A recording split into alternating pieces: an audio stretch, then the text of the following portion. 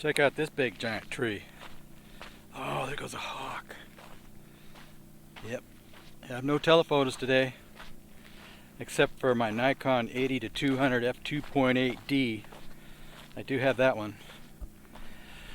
But carrying that and a Nikon F4S attached is about 5 pounds, so that's more local to the car. Check this out. Wow, what a place to camp. You can have all day shade. Probably lots of snakes in there.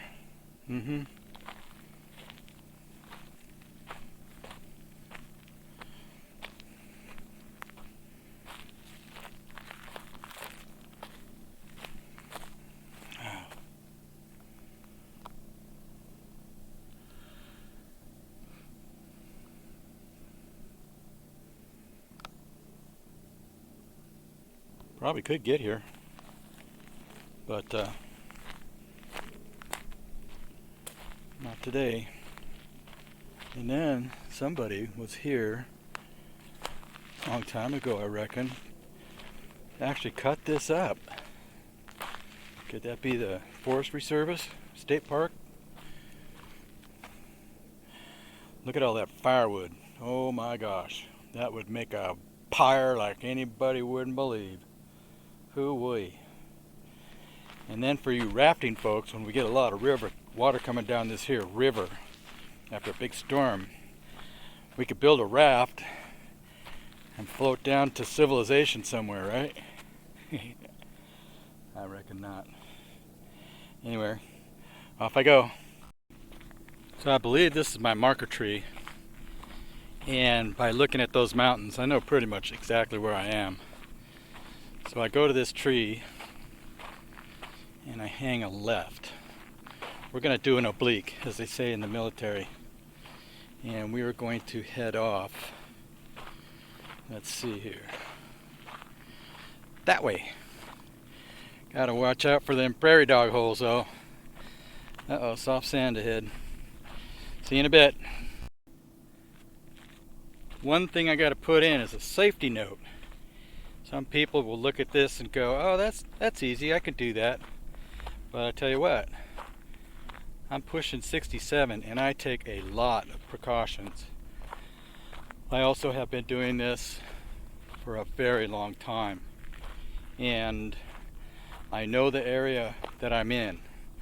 I have a cell phone with a GPS map. I use AllTrails. And it tells me where I am. And then lots of water, lots of water. Bring a nice big wide brim hat. Sunscreen like you've never used before. And then just look around, your situational awareness. When walking in the desert, you have to walk with your eyes about 6 to 8 feet in front of you all the time. First off, you got to watch out for stepping on cactus and stuff and getting those little things caught in your ankle like I did once. And you're also watching for snakes. Even though I've never seen a snake out here, they're here and they're ready to bite you if you step on them. So use your head, do your studying before you come out to a place like this for the first time. If you're a seasoned veteran of coming out here, you know what I'm talking about.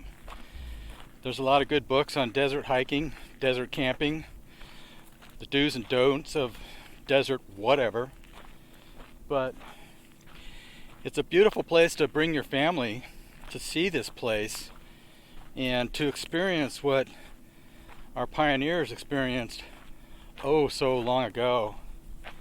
Our next stop is on the Butterfield stage route, and there is a foundation there. It's got to be from 1920s, so I would make it pretty much 100 years old. Let's just call it 100. And about 5 years ago, there was a lot of cool debris sitting around, but I've noticed lately that people have taken all the debris. So that's our next stop. And as you can see, making the left at that tree brought me to my little car, so I knew where I was. I know where the point myself at the mountains and have the sun at my left. I left with the sun at my back, made a right turn, and then made a right turn, and then I end up back here. And one good thing is if I overshot the car, there's a dirt road that goes past here, which you saw me driving on, and you can't get to those mountains without hitting that dirt road. So once again, situational awareness, and I'm thirsty, so I'm gonna go get me some water, and I'll see you in a bit. So I just wanted to show you my little app. It's All Trails from alltrails.com, and you can start a trail, and 1.6 miles, elevation gain 732 feet, about an hour of walking. So that's pretty cool. And then you hit pause, and at that point you can finish the trail and then go out and write something about it, which I'm going to sit down and do. So I'll see you at the Butterfield Stage Place. Bye for now. So there's the Great Southern Overland Stage Route of 1849. So pretty old. And what we're going to do, I have my camera off the dashboard mount now because it gets the heck shook out of it on these dirt roads, but we're going all the way down there, and that sign says dead end, and that is not right because this road goes a long ways. It's a big loop.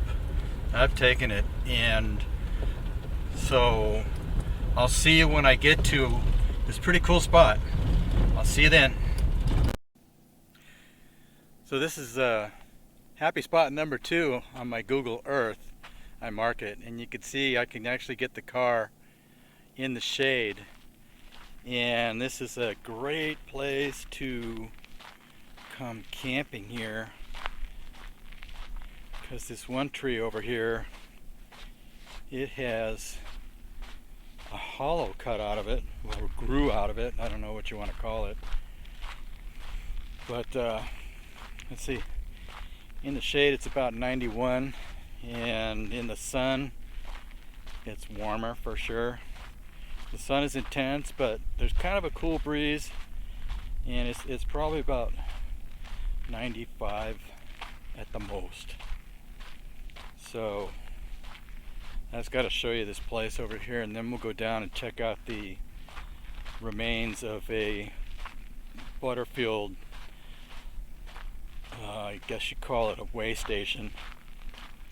Back in the day, they probably had horses and stuff, but this looks like a foundation from the 20s, so we'll go check that out.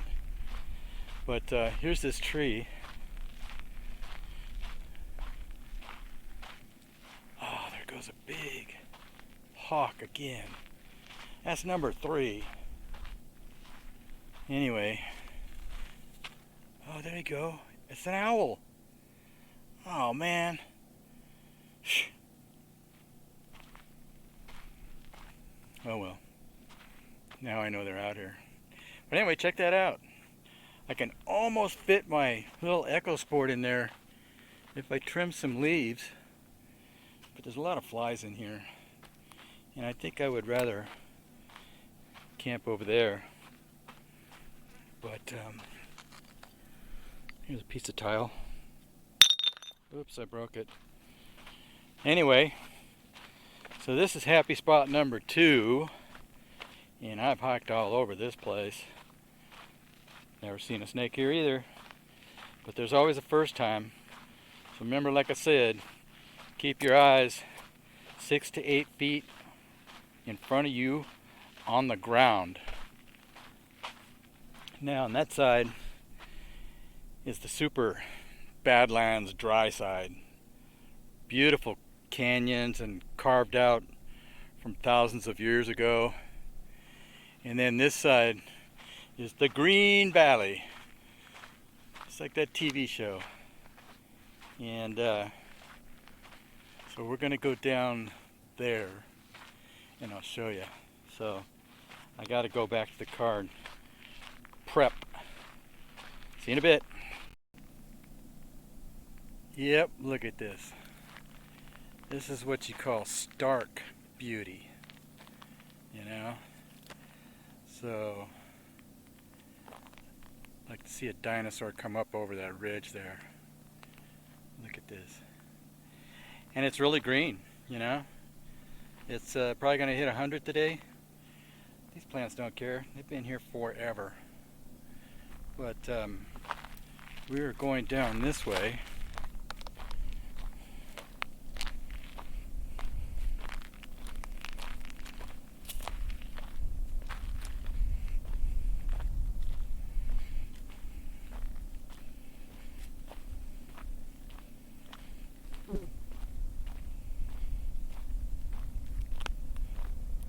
You know, I haven't even seen a snake skin, come to think of it. But anyway, so we got these fence posts all around, kind of marking the boundary. And then we have stuff. And this stuff is pretty darn old. I have no way of dating it, but I think it's been here for a long time. These old tiles, unused. I could put that in my kitchen. Pieces of vent. I mean, some people probably dump their shit out here. Sorry for the word, but that's how it is. And here's the foundation. So this is pretty cool. This is really old. You could tell by some of the crumbling of the cement and the weathering. There's lots of old nails around. It's really weird about the nails. It's like a big magnet just pulled all the nails out and then they took the house. So, what do you think? The shower. And we have some kind of a pipe right here. So there is plumbing under there. And it was a very small house. I mean, this is probably 40 by 40, no, 40 by 50. And then there's a little drop right here. But, I mean, the amount of nails is just crazy. There's glass. And that's why I won't drive down here, because of all the nails. But, yeah, it's a kick. But it's been cleaned out.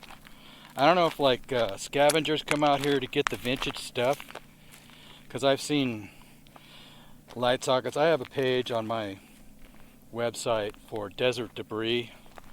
And you know, one time I found a spray can standing straight up. It was dented, and I took a picture down low and I called it "No More Sprays Left."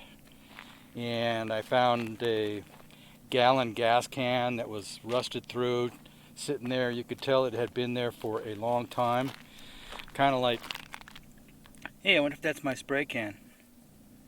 Huh. But yeah, just there's so much debris all around this place. Banding, porcelain, nothing of any collectible value, but it's got interesting value, you know? So this is probably a Butterfield way station, even a stagecoach way station back in the day, because coming from that way, going all the way towards that way, and then heading off towards that way to San Diego, that's how they came. I mean, De Anza back in 1774, I believe. No, 1776. De Anza crossed with a couple hundred people of his people from Mexico. Hardships like you wouldn't believe. Rainstorms. They even had some snowstorms back then. And they crossed this desert with just wagons, oxen, people walking, 100 and whatever degree weather, because there's no such thing as global warming out here, it's just always hot. And that's just the way it is. And right now it's actually been in a cool zone. But so yeah, and then the Pony Express ran for a long time. They didn't come through here. They headed more towards Sacramento. And then when the stagecoach started running, I think they kind of phased them out. Of course, the Telegraph phased out the Pony Express for good.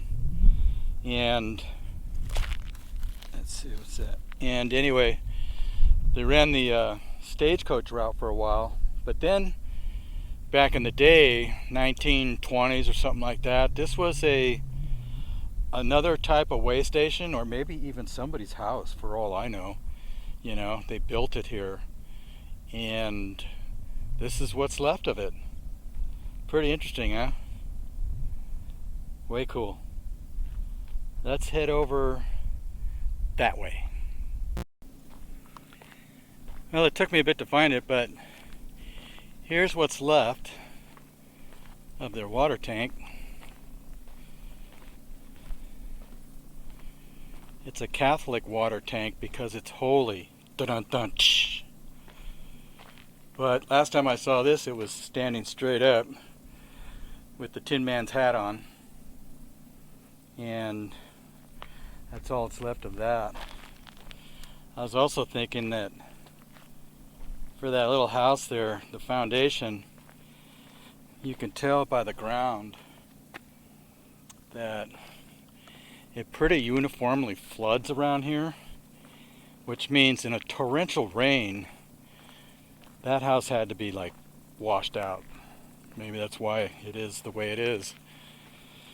But I just wonder where everything went. It's like the house was picked up like Dorothy's house, picked up in a twister and flung down somewhere else. It's probably on the other side of that ridge. Just can't get to it. But so anyway, yeah, that's the foundation. I took you to my two places today. That was kind of the goal. Don't want this video to get too long. Took some photos, and thank you for watching another Ride Along with Randy, and we'll see you on the next adventure. Bye for now.